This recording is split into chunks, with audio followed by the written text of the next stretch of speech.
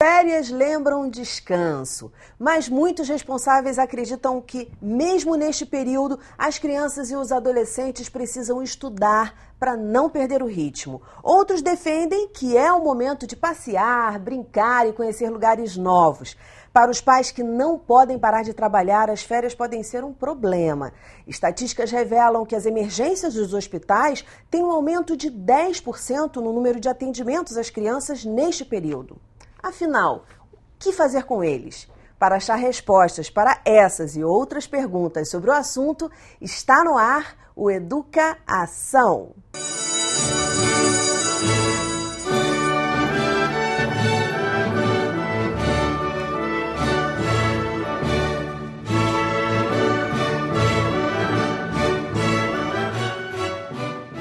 Os meus convidados de hoje são a arte educadora, arte terapeuta e empresária de colônia de férias, Andréia Bacelar, que vai dar dicas sobre atividades, do pediatra Antônio Turner, que vai ensinar cuidados e primeiros socorros, e a guia de turismo Sabrina Ribeiro, que vai falar sobre passeios bacanas, baratos e de graça. Muito bem-vindos ao programa. Obrigada. Primeira pergunta, crianças de férias devem continuar estudando? Tudo na vida com moderação, né? E com bom senso. Acho que não tem que continuar lendo, sim, tá? Mas tem que botar um tempo maior para brincadeira, para diversão. Vamos dizer, 90% das vezes do dia brincando e 10% lendo alguma coisa ou revendo algum artigo, algum estudo. Uhum. É importante para a cabeça da criança, então, né, doutor? Para o desenvolvimento dela dar uma arejada mesmo. Para não perder a mão, né? Continuar escrevendo, né? Folheando alguma coisa, lendo um livro, uma história, algo que nem tem a ver com a escola, né? Mas pode ser uma maneira de aprendizado, né? Trazer atividades, né, que tem a ver com o que a criança está aprendendo na escola e trazer para as férias como uma forma prazerosa, acredito que seja uma boa medida, né? Então, se a criança está aprendendo sobre história, sobre a República, quando a capital do Brasil era no Rio de Janeiro, por que não visitar o Museu da República do Rio? E assim ir trazendo de uma forma diferente para a criança esse aprendizado da escola junto com a forma prazerosa. Acho que essa é uma boa mistura quando se fala de não parar de estudar, né? Eu acho que se divertir é a lei das férias, né? Todo mundo, para adulto ou para criança, né? A forma das férias é diversão. A gente tem que lembrar que tem muitas formas de aprendizado, que não são só a forma da escola, né? Então, poder trabalhar isso de outras formas eu acho mais importante. É claro que se a criança está em recuperação, está com alguma dificuldade, pode ser um momento de você ter um tempinho para reforçar alguma coisa, mas se ela está bem, eu acho que férias são um prêmio mesmo, uma coisa merecida, esse descanso, e acho que a gente aprende com tudo na vida, né? Brincando, principalmente. Acordar sempre na mesma hora, para não perder o ritmo, o pique, e depois aí quando volta das férias com aquela preguiça de acordar cedo, ou não, deixa eu dormir mais um pouquinho. Acho que a gente tem que preservar nosso relógio biológico, tá? A criança acorda às 6 horas da manhã todo dia. Nas férias vamos dar um limite, acordar às 8, tá? Para não deixar estender muito, não perder o sol da manhã, e continuar com a alimentação, ter o café da manhã, o almoço. A gente vê os adolescentes acordando 1 hora, 2 horas da tarde, daí vão dormir tarde. Eu acho que a gente tem que tratar melhor o nosso sono. Eu sempre falo, a gente tem que fazer a higiene do nosso sono, né? Se preparar para dormir, botar um pijama, escovar o dente, não ter televisão, não ter nada dentro do quarto, não ter rádio, internet. A gente tem que cuidar melhor do sono. Mesmo nas férias, doutor? Mesmo nas férias. Eu acho que o sono descansa o cérebro.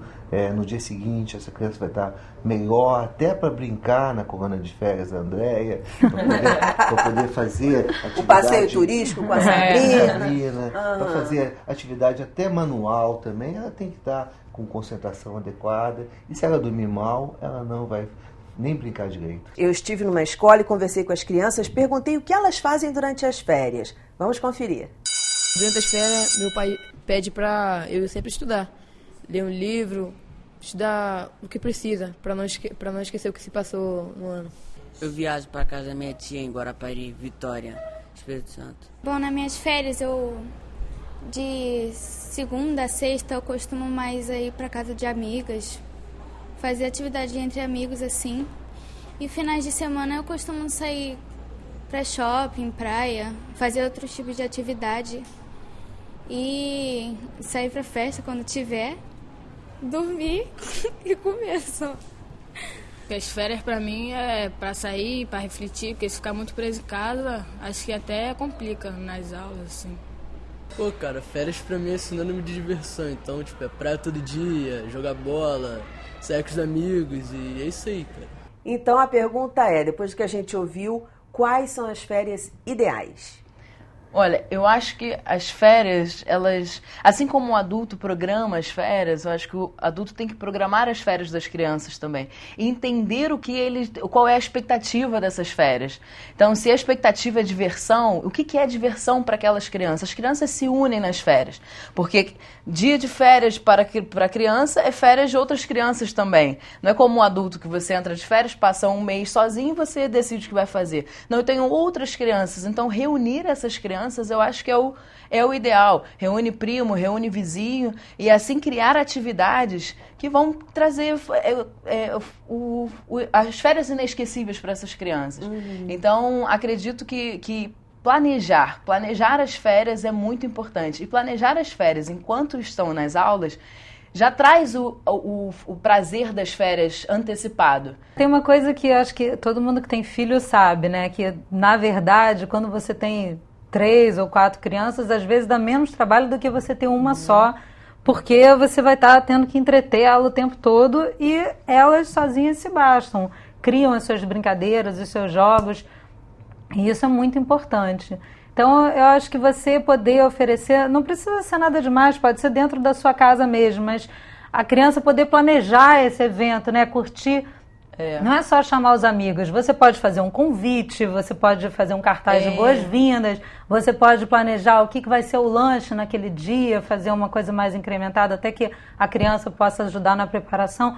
Tudo isso ajuda a fazer de um programa trivial, trazer um amigo para passar a tarde em casa, uma coisa mais emocionante e mais divertida também.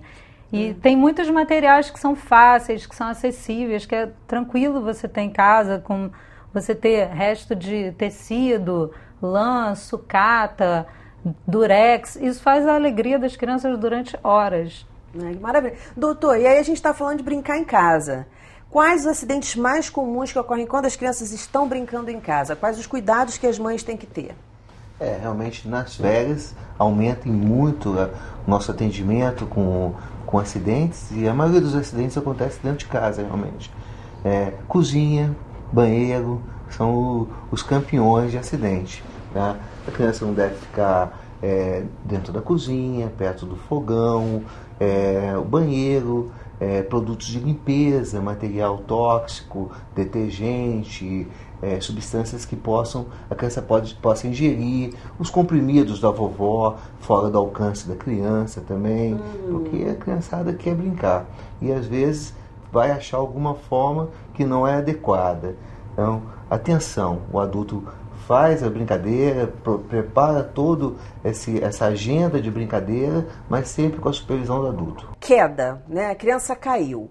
O que os pais ou os responsáveis ou a mãe que esteja com um grupo de crianças deve se preocupar? Com o que ela deve se preocupar? O mais importante é o nível de consciência dessa criança. Caiu, está brincando, está sorrindo, chorou um pouquinho, levantou, está brincando, está sorrindo, não perdeu a consciência. A conduta é sempre observar essa criança, colocar o gelo no lugar do traumatismo, ver se houve algum sangramento no nariz, no ouvido, na boca, os movimentos dos olhos, dos bracinhos, das pernas, se a criança está com uma limitação naquele momento. Sempre a conduta é observar. Cada vez a gente radiografa menos as crianças. O raio-x é uma carga de radiação e essas crianças ultimamente estão sendo muito irradiadas. Tá? O raio-x de crânio, por exemplo, ele não mostra o cérebro da criança. O que vai mostrar é uma tomografia computadorizada. A criança caiu. É verdade que tem que impedir a criança de dormir? Não pode dormir depois da queda? Não necessariamente. Se estiver no horário da criança dormir, se a criança estiver cansada, tem que deixar a criança dormir. Não tem como manter essa criança acordada. Se não estiver tendo nenhum desses problemas que o senhor Com falou... certeza. Tá? Até porque qualquer outra anormalidade, a mãe vai ter que procurar um pronto-socorro pediátrico. Não faça passeios, faça experiências. E a ordem é tire as crianças dos shoppings. É isso? Exatamente. Eu monto roteiros, né? Eu monto roteiros para famílias, para grupos. E a ideia é sempre pegar a essência daquele grupo, pegar a essência daquela criança ou aquele grupo de crianças, né? O que é a experiência e não o passeio? A experiência, como a Andréia estava dizendo antes, é que a gente pode criar motivos para que aquele passeio aconteça. Vamos supor, um piquenique, por exemplo. Quando você vai fazer um piquenique, existe uma semana antes do piquenique, existe aquela expectativa da criança. Normalmente é no fim de semana, porque o pai está trabalhando. Então, para criar aquele piquenique, por que não ter um tecido e pintar aquele tecido que vai ser a toalha que vai ser do piquenique? Por que não levar a decoração, pegar a revista e recortar e fazer uma decoração para aquele piquenique? Né? Criar os seus... É o que você está falando. Mais importante é o que antecede o passeio. Exatamente. Né? Às vezes a gente pode programar um passeio em 6 meses e esse passeio durar 2 horas. Exatamente. Então, a ideia é trazer essa experiência, né? Então, a gente pode trazer essa experiência de várias formas. Tirar do shopping. Por quê? Os pais reclamam sempre, né? Estamos sem dinheiro nas férias, né? Sempre assim, né? Quando procuram para fazer um roteiro, tenta abaixar o custo. Sempre. Tenta abaixar o custo. A gente quer ter uma experiência, mas sem esse custo elevado. E aí eles colocam as crianças no shopping? Shopping é consumo. Então você não tem dinheiro, vai levar as crianças pro shopping? Acho que tem alguma coisa errada aí, né? Então, assim, tirar do shopping. Eu quero levar ao cinema. Aqui no Rio de Janeiro, por exemplo, ainda temos cinemas de rua. Sim, temos cinemas de rua. Então, às vezes, aquela atividade tem que ser maçante durante 8, 10 horas num shopping. Você pode diminuir entre 2 horas num cinema, em vez de ir para um fast food, você vai e estende com uma caminhada numa praia, e assim faz 4 horas de passeio, né? Que vai ser aquela experiência super legal. A criança vai voltar para casa ainda com energia, boa para dormir também, e não fica aquela coisa maçante durante 12 horas dentro de um shopping. Numa cidade como Rio de Janeiro. Eu acho que os pais às vezes esquecem que o olhar da criança é muito especial. É um olhar de quem é curioso, de quem se deslumbra com tudo. Então, às vezes, para a criança ela andar de metrô é uma novidade, é uma coisa super diferente. Isso. Então, eu já fiz passeio com meus filhos de meios de transporte. E aí eles andaram de ônibus, de metrô, pegamos a barca, fomos até Niterói, voltamos. Era o passeio, conhecer os meios de transporte. André, isso é experiência, André. Isso é experiência. Vamos para Paquetá, passa num lugar onde só tem bicicleta.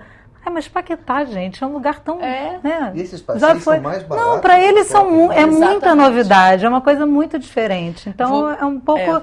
resgatar essa possibilidade, claro. Né? A visão da criança é muito parecida com a visão do turista que nunca foi num lugar, né? Então, mesmo. Quando a gente viaja, pode ser que quando a gente chega em Paris, o parisiense vai virar e falar, você vai na Torre Eiffel, mas por que Torre Eiffel? Porque é aquilo que eu vejo todo dia, ou o Cristo Redentor, que a gente passa o tempo todo. Mas o turista que nunca viu, só viu aquilo pela televisão, às vezes nem sabe que aquilo ali existe. Quando olha, aquilo é grandioso, é muito mais do que o trivial. Para a criança também é assim. Então, andar de metrô, esse exemplo é perfeito. Andar de metrô pode ser uma experiência. Maravilha. Pode ser um programa. E com essa reflexão, a gente vai para um breve intervalo e você não desgruda, porque são apenas alguns segundos, a gente volta já já.